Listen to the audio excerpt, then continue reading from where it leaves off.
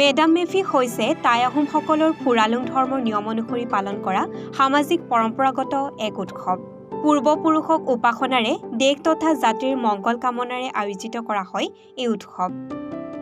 বিগত বৰ্ষসমূহৰ দৰে এইবাৰো মেডাম মেফি ৩০ আৰু ৩১ জানুৱাৰীত দুদিনীয়া কাৰ্যসূচীৰে মাৰ্ঘেৰিটা সমজিলা ভিত্তিত মাৰ্ঘেৰিটাৰ চাওচেং ৰেনত অনুষ্ঠিত হ'ব।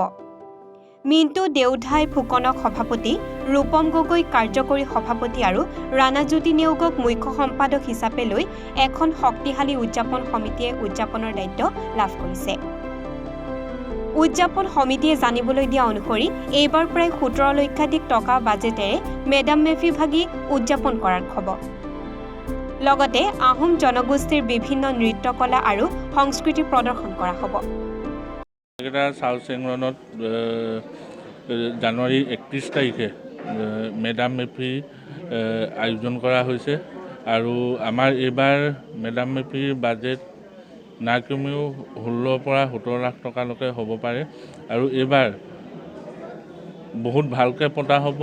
আৰু আমাৰ লগত আছে আমাৰ সভাপতি মিণ্টু দেওধাই ফুকন আৰু মই নিজে কাৰ্যকৰী সভাপতি আৰু লগত আছে মুখ্য সম্পাদক আমাৰ ৰাণাজ্যোতি নেওগ ডাঙৰীয়া আৰু বহুতো গাঁও ভূঞিৰ পৰা অহা অঞ্চলৰ পৰা আমাৰ উঠি অহা যুৱ প্ৰজন্ম আৰু আমাৰ জ্যেষ্ঠসকলৰ লগত একত্ৰিত হৈ পিনে আমি এইবাৰ বহল ভিত্তিত আমি মেডাম মেফি আয়োজন কৰিবলৈ আগবাঢ়িছোঁ। আমাৰ পাটকাই প্ৰদেশৰ মাৰ্ঘেৰিটা যি চাওলুং চুকাফা প্ৰথমৰ বাবে অনুষ্ঠিত কৰা মেডাম মেফিৰ স্থলীতেই এইবাৰো আমি দুদিনীয়া কাৰ্যসূচীৰে মেডাম মেফি অনুষ্ঠিত কৰিব বিচাৰিছোঁ। এক বৃহৎ বাজেটৰ দ্বাৰা দুদিনীয়া কাৰ্যসূচীত আমাৰ প্ৰথম দিনা আছে শোভাযাত্ৰা আৰু মুকলি সভা দ্বিতীয় দিনাখন আৰু লগতে বহু গণ্যমান্য ব্যক্তিসকলক আমি নিমন্ত্ৰণ জনাইছোঁ। আমাৰ আশা ৰাখিছোঁ অসমবাসীৰ লগতে মাৰ্ঘেৰিটাবাসীৰ ৰাইজত যে এইবাৰ আমাৰ এই অনুষ্ঠানটোত সহায় সহযোগিতা কৰাৰ লগতে দিহা পৰামৰ্শ দি অনুষ্ঠানটো সফল সমাপ্তিৰ বাবে সহযোগ কৰিব। মাৰ্ঘেৰিটাৰ পৰা অভিজিত কাকতিৰ প্ৰতিবেদন, এনিফাৰো 24।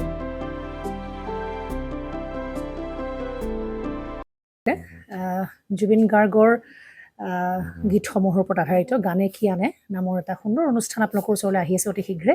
অহা ১৫ আগষ্টৰ পৰা ধেমাজিৰ পৰা প্ৰথম অডিশ্যন আৰম্ভ হ'ব আৰু সেই অডিশ্যনৰ যোগেদি বিভিন্ন কণ্ঠশিল্পীসকলে যিসকলে এই অনুষ্ঠানত যোগদান কৰিব বিচাৰে তেওঁলোকে এই অডিশ্যনৰ যোগেদি আগবাঢ়ি আহক আৰু জুবিন গাৰ্গৰ বহুত ভাল লগা গান আমি সদায় শুনি আহোঁ আৰু আপোনালোকৰ যদি ভাল লগা গান থাকে জুবিন গাৰ্গৰ আপোনালোকে গাই ভাল পায় তেন্তে অডিশ্যনত যোগদান কৰক। মোৰ ফালৰ পৰা আন্তৰিক শুভকামনা থাকিল এই সম্পূৰ্ণ অনুষ্ঠানটোলৈ। ধন্যবাদ।